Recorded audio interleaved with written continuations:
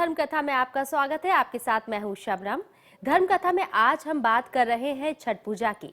कार्तिक शुक्ल की षष्ठी को मनाया जाने वाला यह त्योहार हिंदू मान्यताओं में सुख समृद्धि का महापर्व माना जाता है।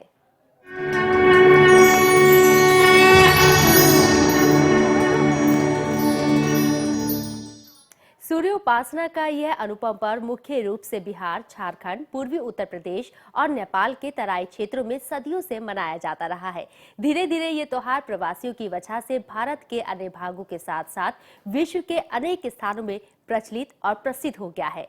इस महापर्व में सुख समृद्धि और लंबी उम्र की कामना की जाती है। मांगू मांगू सेवा कवन फल मांगतु, मांगू मांगू सेवा कवन फल मांगतु, जो तो हर हृदय सोहार, हे दीनानाथ दर्शन दीहि बार बार, हे दीनानाथ। ये पर्व सुख शांति समृद्धि का वरदान तथा अनुपम फल देने वाला बताया गया है। इस पर्व को बहुत साफ सफाई और निष्ठा से किया जाता है। इस पर्व में लोग अपने परिवार के लिए समृद्धि की कामना करते हैं। स्त्रियां अपने पति के विद्या, ऐश्वर्य, बल और धन की वैभव पाने के लिए यह देश में पारंपरिक एक प्रथा चली आ रही है, इसलिए इसको हम छठी पूजा के अवसर पर मनाते हैं।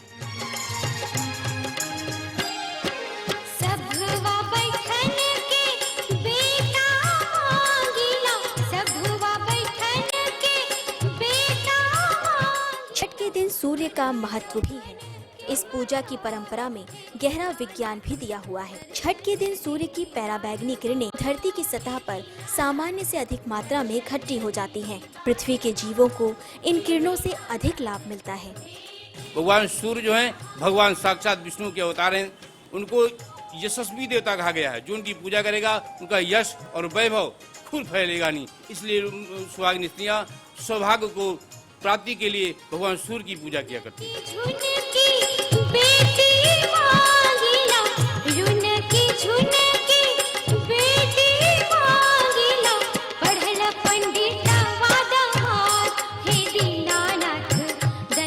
आस्था का महापर्व मानव जीवन को एक महत्वपूर्ण संदेश भी देता है।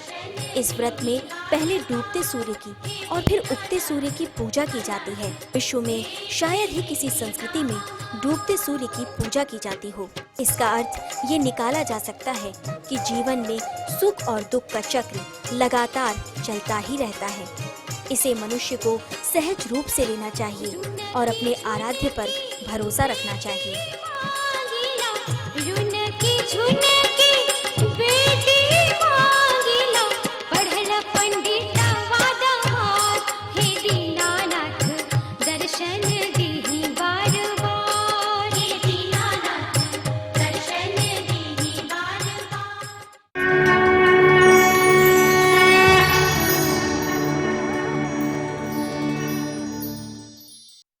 आस्था का ये महापर्व सदियों से भारतीय संस्कृति का अभिन्न हिस्सा रहा है। इस व्रत के पीछे कई कथाएं हैं। हम आपको ये भी बताएंगे कि इस व्रत का विधान कब से शुरू हुआ तथा इस व्रत को करने वाले सतयुग से लेकर द्वापर तक कौन कौन से महापुरुष थे। लेकिन सबसे पहले आपको बताते हैं इस आस्था के पर्व से संबंधित एक प्रचलित प्रमुख कथा।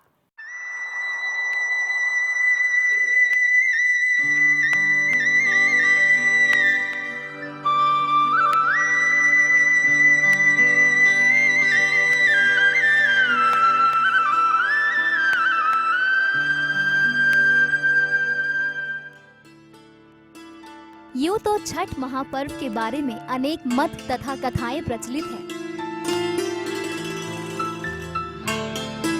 सबसे प्रचलित कथा श्रीमद् देवी भागवत पुराण में मिलती है।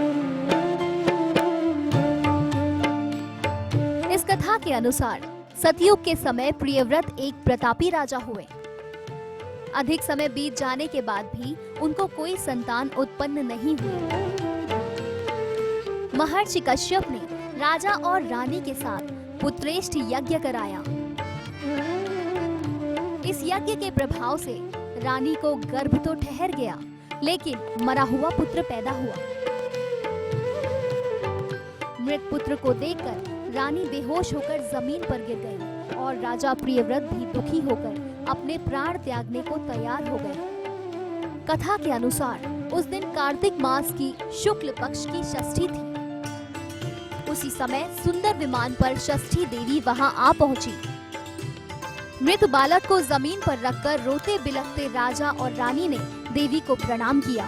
देवी ने जब पूरी कहानी सुनी तो देवी ने राजा से कहा कि तुम मेरी पूजा करो और मैं तुम्हारे मृत बालक को जीवित कर दूंगी।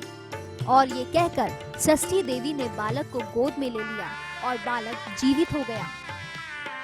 राजा रानी ने स्वयं देवी की उपासना की और पूरे नगर से देवी की उपासना करने के लिए कहा।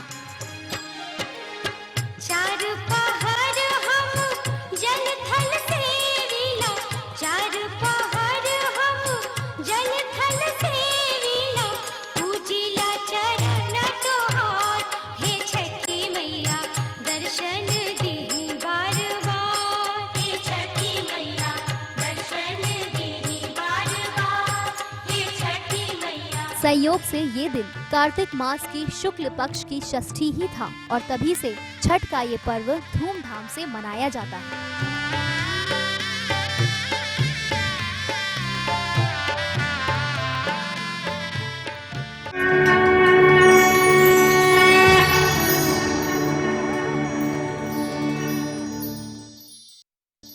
ये थी एक अनुपम कथा। इसके अलावा छठ महापर्व और इसकी महिमा से जुड़ी अनेक मत और कथाएं हिंदू मान्यताओं में प्रचलित है।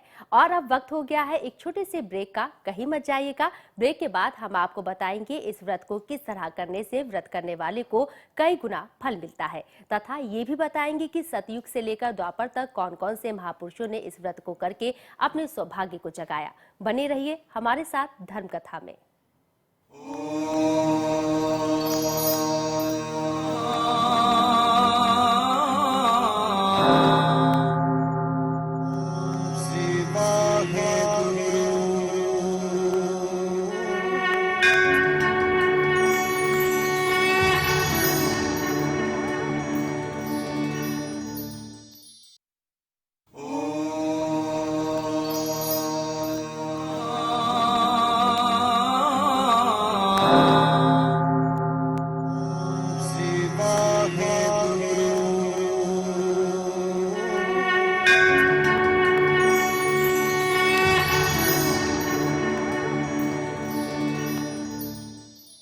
ब्रेक के बाद धर्म कथा में आपका स्वागत है और आपके साथ मैं हूं शबनम।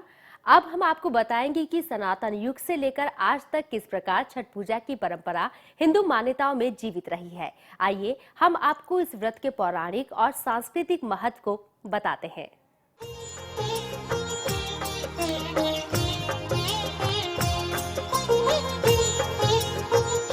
ये पर्व हिंदू मान्यताओं के सबसे प्राचीन त्योहारों में से एक है। ये व्रत देवी षष्ठी के साथ सूर्यदेव को भी समर्पित है। अनेक पौराणिक मान्यताओं में इसे वेद माता गायत्री देवी के साथ भी जोड़कर बताया गया है। एक मान्यता के अनुसार कार्तिक शुक्ल की षष्ठी को सूर्यास्त और सप्तमी के सूर्योदय के बीच के समय में वेद माता गायत्री का जन्म हुआ था। महर्षि वशिष्ठ के प्रभाव से विश्वामित्र के मुख से गायत्री मंत्र का जन्म हुआ था। इस वजह से इस व्रत की महिमा और भी बढ़ जाती है।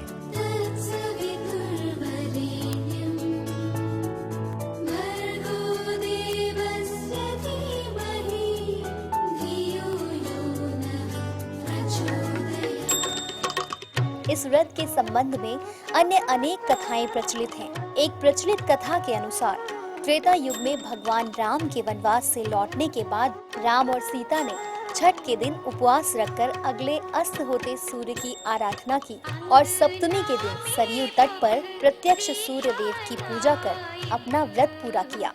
छठी मैया आई है नाच, छठी मैया आई है नाच, दुअरा पर तमुआ तनाइब, छठी मैया आई है नाच, छठी मैया आई है नाच। कहते हैं इस अनुष्ठान से प्रसन्न होकर भगवान सूर्य देव ने उन्हें आशीर्वाद दिया था। तभी से इस क्षेत्र में छठ पर्व मनाने की परंपरा है। छठ से जुड़ी एक अन्य कथा के अनुसार द्वापर युग में जब पांडव अपना राजपाट जुए में हार कर वन में भटक रहे थे, उस वक्त द्रौपदी ने इस दुख और दरिद्रता से मुक्ति पाने के लिए सूर्य देव की आराधना की और छठ व्रत किया था। इस व्रत के प्रभाव से पांडवों का दुख दूर हुआ और उन्हें सुख और शांति का ज्ञान हुआ।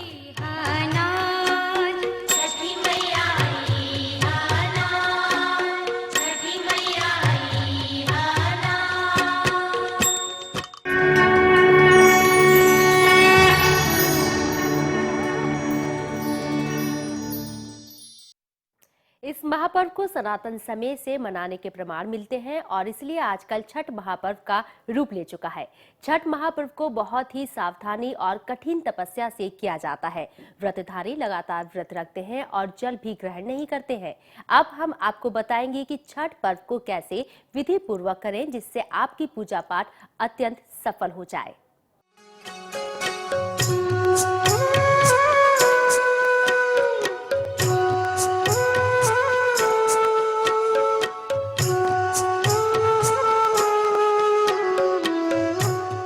पूजा 4 दिवसीय उत्सव है। इसकी शुरुआत कार्तिक शुक्ल चतुर्थी को तथा समाप्ति कार्तिक शुक्ल सप्तमी को होती है।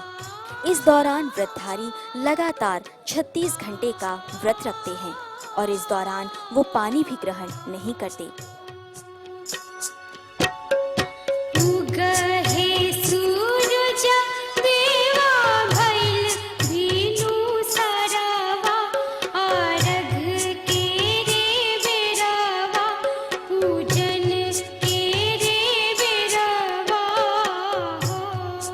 पहला दिन कार्तिक शुक्ल चतुर्थी नहाय खाए के रूप में मनाया जाता है।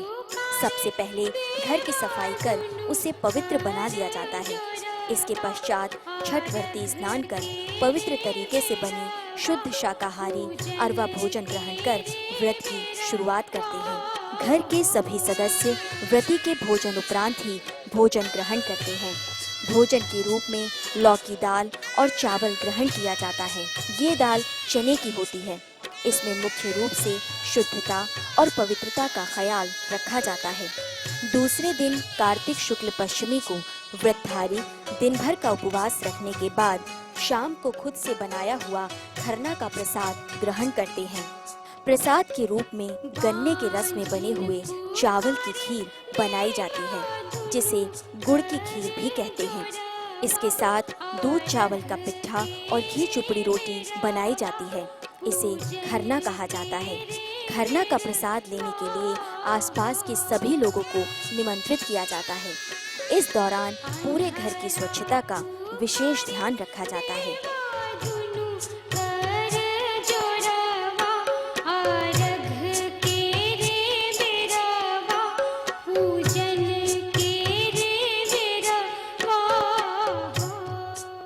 तीसरे दिन कार्तिक शुक्ल षष्ठी को दिन में पूरी निष्ठा के साथ छठ का प्रसाद मिट्टी के चूल्हे पर बनाया जाता है। इस दौरान छठ व्रती छठ मैया के गीत भी गाती हैं। छठ पूजा के प्रसाद के रूप में गुड़ से निर्मित ठेकुआ बनाया जाता है। अर्घ्य देने के लिए गुड़ से बना हुआ ठेकुआ सबसे पवित्र माना जाता है। छठ परमेश्वरी को तरह तरह के फल और सब्जियां, मिठाई भी चढ़ाई जाती है।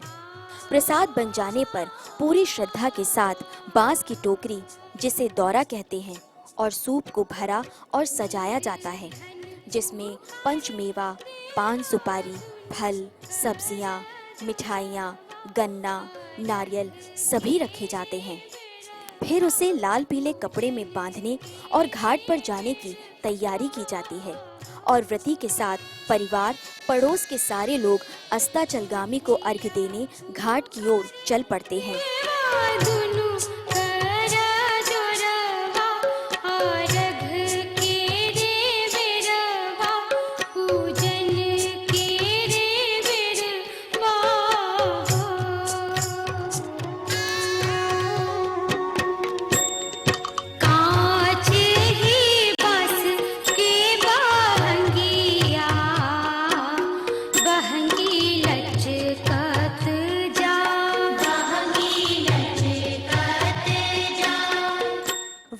पानी में खड़े होकर ढलते हुए सूर्य को अर्घ्य देती है और पूजा करती हैं। इस तरह सभी छठव्रती एक नियत तालाब, नदी किनारे इकट्ठा होकर सामूहिक रूप से अर्घ्यदान संपन्न करते हैं। सूर्य को जल और दूध का अर्घ्य दिया जाता है। इसके बाद कई जगहों पर अपने मन्नत के अनुसार लोग छठी मैया का कोसी भरने की परंपरा, जिसमें मिट्टी के बने हाथी को गन्ने से चारों तरफ से घेरकर बनाए गए घर में रखकर पूजा अर्चना और आरती की जाती है। सूर्योदय से पहले कोसी की पूजा कर हाथी को नदी में विसर्जित कर दिया जाता है। चौथे दिन कार्तिक शुक्ल सप्तमी की सुबह उदयमान सूर्य को अर्घ्य दिया जाता है। व्रती वहीं पुनः इकट्ठा होते हैं जहां उन्होंने शाम को अर्घ्य दिया था। फिर से व्रती जल में खड़े होकर अर्घ्य देते हैं। व्रती जल में खड़े होकर सूर्य देव का ध्यान करते हैं और उनके निकलने का इंतजार करती हैं और इस दौरान वे सूर्य देव से अपने और अपने पूरे परिवार के स्वस्थ और निरोग काया और अखंड सौभाग्य की कामना करती हैं। फिर भास्कर देव के निकलने पर उन्हें अर्घ्य दिया जाता है। अर्घ्य देने का मतलब एक एक दौड़ा, एक एक सूप को बारी बारी से अर्घ्य देना होता है। फिर कथा होती है और फिर पूजन और आरती होती है। फिर अंत में व्रती कच्चे दूध का शरबत पीकर तथा थोड़ा प्रसाद खाकर व्रत पूर्ण करते हैं। इस तरह सूर्योपासना का महापर्व छठ के प्रति लोगों की अपार आस्था ही है, जो लोग इस कठिन साधना को कर सूर्य देव की कृपा प्राप्त करते हैं और अपनी इच्छा पूर्ति की कामना कर अपना आज और कल दोनों को सुरक्षित बनाते हैं।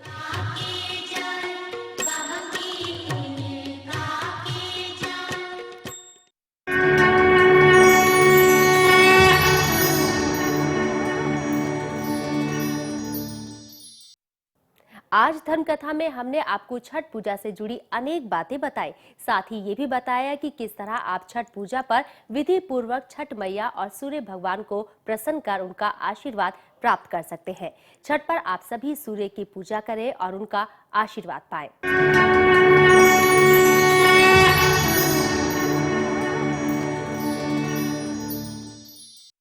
आपको हमारा ये कार्यक्रम कैसा लगा? अपनी राय और सुझाव हमें इस पते पर जरूर भेजें। हमारा पता है A147 सेक्टर 63 नोएडा।